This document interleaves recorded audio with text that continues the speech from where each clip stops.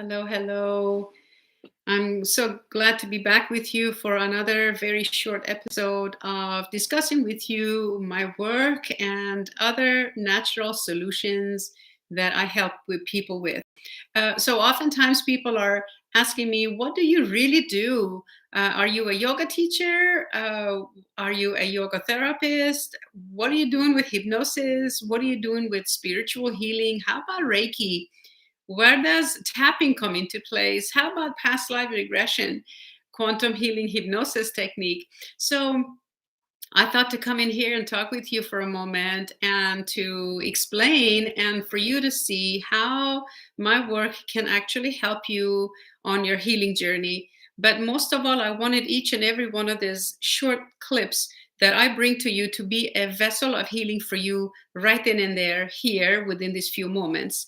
So, first of all, I am a yoga teacher. And originally, I'm a yoga teacher. Yoga means alignment. So I would like to use all the tools and techniques I have learned to help you come into alignment within yourself. When you can do that, when you can be relaxed and to be peaceful, no matter what's going on around you, and to have trust and faith not only in yourself, but also in the way your life unfolds, then that to me is empowerment. Many of my students report back, almost everyone, that when they are peaceful and relaxed, they mostly make sound choices, positive decisions. So with that said, is as you can see, I'm a very interested person in books. I have always loved to study, especially since I started my yoga practice in 1999. And yoga is about self inquiry, about self knowledge, 99% practice. That means practicing what you learn on your yoga mat, in your yoga books, in your philosophy books, in your scientific books, in your daily life.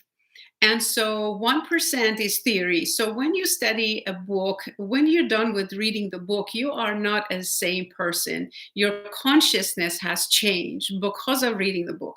So with that little philosophy right there, what I want to bring to you and say is your whole life is testimony of how strong you are, how capable you are, how amazing, how valuable, how worthy, and how lovable you actually are. So when your mind is going one way and your body and your attention is someplace else, when your body is here and your mind is over there, there's usually a turmoil that's experienced inside. So, the heart of my work is to help the person to understand their minds, to be able to focus the mind. So, another point here is most people say, I just want to be happy. Okay, so if you take that sentence, which everyone universally we say that, I just want to be happy. However, the question is, what will it take for you to be happy? Do you even know? If you're not currently experiencing happiness and well-being and balance and joy and harmony and alignment within yourself, then can you tell me? Can you write down for yourself what it takes for you to be happy? Okay. So most people are not able to. We eat to become happier. And some people call it emotional eating. We go spend our money on some things. We buy a newer home. We do this and we do that just to create happiness. But it's a little complicated. That I just want to be happy is a very universal phrase. So here's how that works. After reading all these philosophical books all my adult life, finally, I kind of sort of got tired of just studying philosophy, closing the book, and going out and then still experiencing turmoil, unease, and lack of satisfaction within. So, all the negative feelings, I like to call them red lights, that'll kind of combine them in a bag of like, I don't like to feel that way. It's an unpleasant feeling. Then all the red lights wanted me to get away from them even more and more. So when I came back, I finally, just not too long ago, finally was able to have a huge breakthrough. And since I'm able to help my clients so much more effectively, so in each session, in a private session, every yoga class I offer anywhere, in person or on my online yoga studio, I like to bring up a section of our philosophy and discuss it and pinpoint an intention for ourselves. What do we really want? What are we willing to do for it? Can we see ourselves already there? So, focusing the mind and feeling happy, they're very related. Scientists have come up with a research study that says happiness is a state of mind. So, if you think you're happy, you are happy. Do you see how that works? So, how do you focus your mind? How do you actually do that without taking forever to actually be able to do that? So, here's an easy technique. First of all, remember your mind is separated into two sections. So, there's two sections of your mind. One is your ego. I like to call it the inner child mind, is our childish part of our mind that got stuck when we were children, because at a child age between 6 and 9, give and take a few years here and there, we are emotionally very well developed and not so much cognitively. So our cognitive growth was not developed yet, but then emotionally we were developed. And when things happened, whether events, experiences, situations, or whether it's family or however, physical trauma, accident, whatever you can call it, anything that happened that was less than nurturing, so trauma, so to speak, then our mind, a part of our mind, made a vow and said, oh, then because we couldn't understand what's really going on and no one was there to explain it, then we just vowed, we decided it must be me. I'm not good enough. I'm not smart enough. I can't manage and cope about this. This is just beyond me. It's too much. It's overwhelming. So I have to go all out and to protect myself. So that scared part of ourselves, the ego started to form. You see, the ego, we're not born with the ego, and it starts developing in those years. So our inner child mind is the word I like to label. It's a label, but it's also an image, right? Like an image of your own self as a child.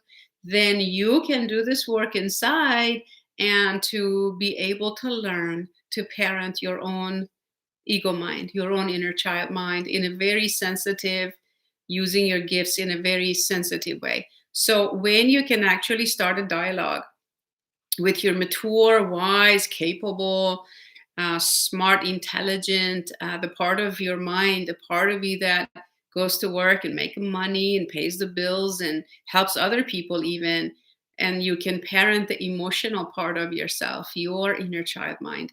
And that, to me, to all my clients almost across the board, is the ultimate empowerment, ultimate peace within, ultimate understanding, and learning how to focus your mind.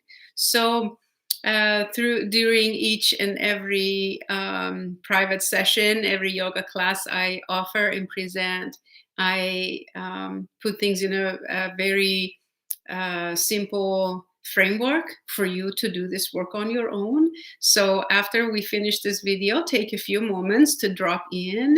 Means just drop your shoulders, take a couple of deep breaths, get a journal, preferably a nice, firm, stable journal that you can keep your notes, and write down the emotion that you may feel and ask yourself, what am I thinking that is creating this emotion? And then bring an image of yourself as a child in your mind, or put a photo of yourself when you were younger, and start a dialogue, because that part of your mind is always talking to you anyway. You know that, right? The part of your mind that scares you to death about starting something new, or etc., etc. So you can actually start having a wonderful, loving, yet a disciplinary, a compassionate, discipline relationship with your adult self, with your inner child mind. Then when you have this connection, you can continue keeping it consistent into parenting yourself, because there is nothing to be afraid of. You are capable, you are lovable, you are worthy, but that part of your mind is still focused and stubbornly holding on to those beliefs. So the subconscious mind, the emotional mind, the inner child mind, the ego are all different labels for the same part of the mind that I'm talking about.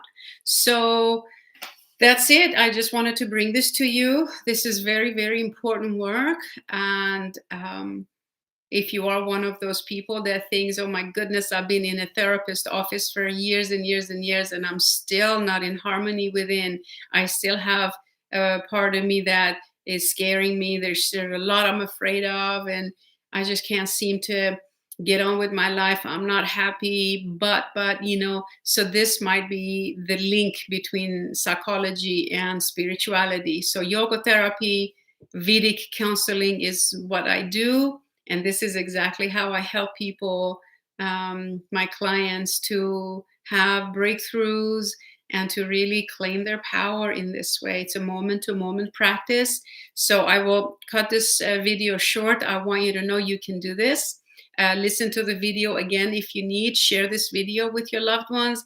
Do definitely help me subscribe to this channel, like my video, and also turn on the bell so that you receive these short informative videos again. And that way I can pass the word, my message to the world, more people and more people, so that we can find this community of empowerment. And definitely let me know, leave comments. I will read every one of the comments and I will respond just as soon as possible. You can also go to my website, Sara.guru. The information is down in the link. Send me an email or a text through my website. Until next time, be well and keep doing the inner work. It pays off and you are worth it.